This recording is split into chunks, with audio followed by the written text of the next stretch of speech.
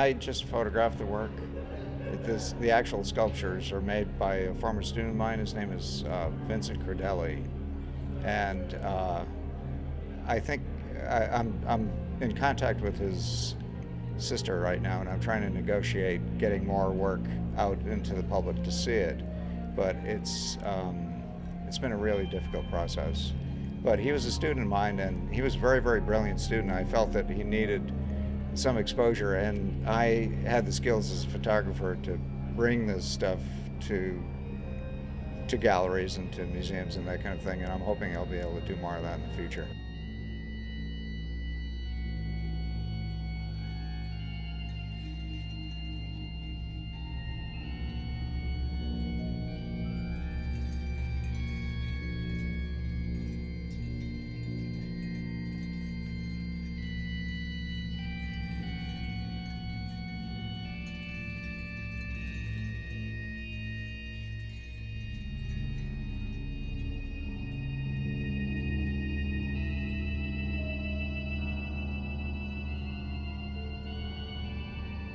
He grew up in the Providence area. I don't know. There's a lot of mystery surrounding him. There's a website that deals with a lot of this stuff. Actually, it's www.hellisempty.com. Hell is empty is it's a quote from Shakespeare's Tempest, and I thought it was kind of appropriate for the kind of work that he did, because a lot of the stuff is very, very tortured work.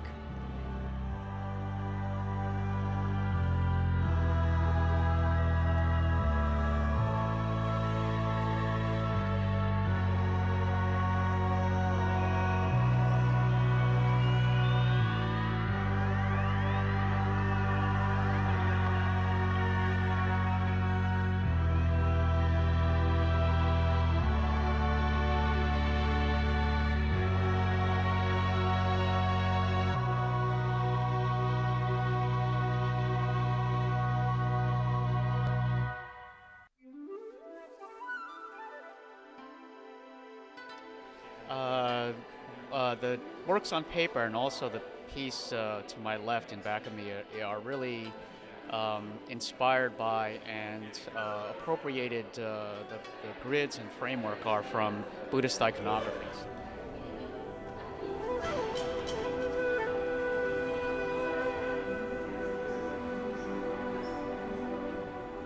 This actually is a Thai Buddhist footprint. That is the imagery and the iconography, the symbols of which are really replaced with Western ink blot images.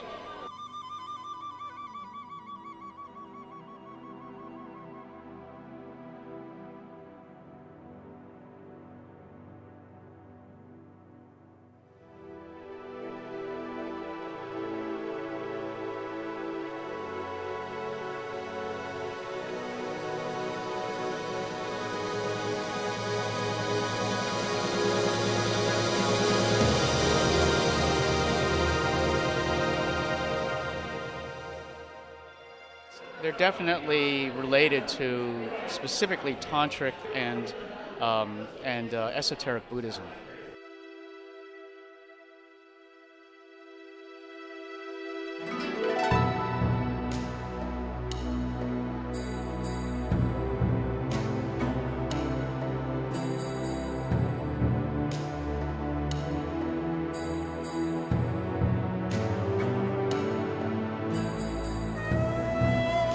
Really, they're Buddhist mandalas, and so the grid work on them is taken from a particular tantric Buddhism.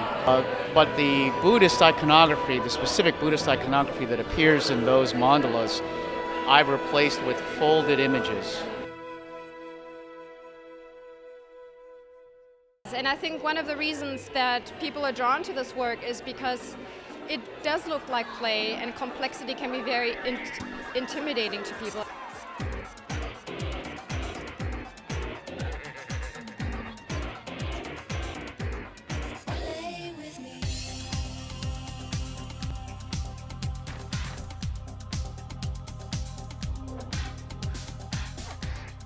A lot of viewers see Tinker Toys and Legos in there, and I think that's sort of what I'm trying to aim with using this kind of vocabulary, this modular, colorful vocabulary, is to bring the viewer down to the experience of looking at something as a kind of play. But then when you look deeper into it and you spend more time with the object, you realize that there's actually a system behind it and there's a logic.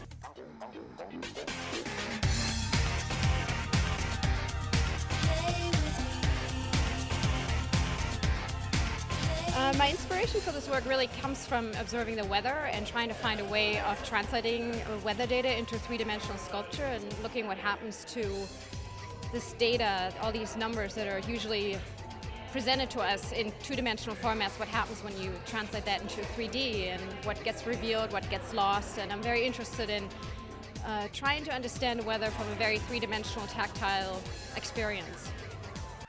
The visual language of play and bobs and perhaps toy-like features is meant to, in a sense, disarm the viewer first and then kind of lead him or her into that complexity, but then realizing that they're still looking at a very complex situation, which is weather. I don't have a science background. I have a deep love for science. I do take courses in science, but a lot of what I'm doing is trying to understand science from an artistic perspective. I'm the only non-archaeologist given permission by the Vatican to work in the catacombs where I want to go. And I work in the closed catacombs in Rome and in various Mithraeums that are closed to the public also in Rome. I've been doing this now for over 20 years. And the work was born from my dreams that I was having. I started working in the underneath regions of the Colosseum, and that was my first studio. It's called the Ipogeo. It has water that runs underneath, and I travel through the Cloaca Maxima out to the River Tiber and to other sites as well.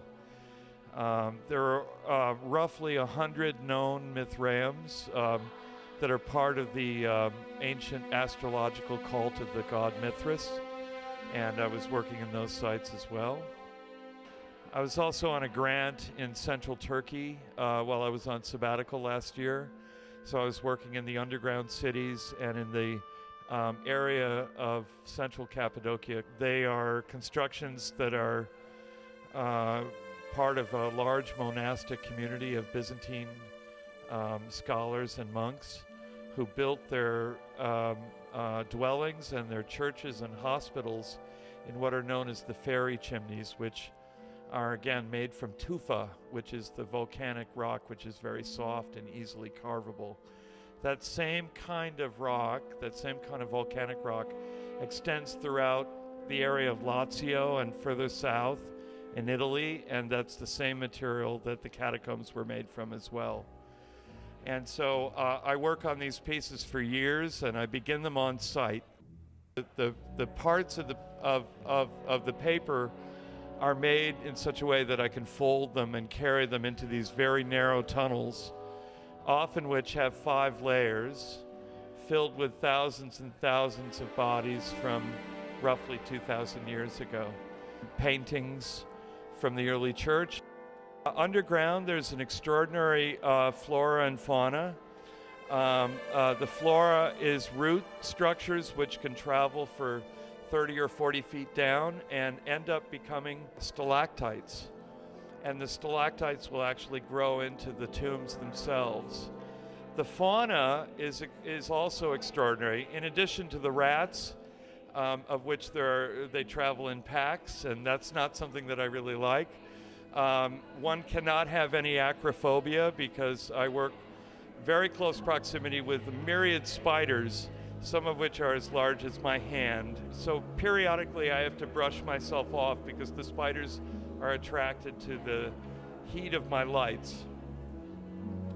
The largest spiders are translucent gray and they're blind. Some are poisonous, some are phosphorescent. And I've seen extraordinary phosphorescent creatures down there.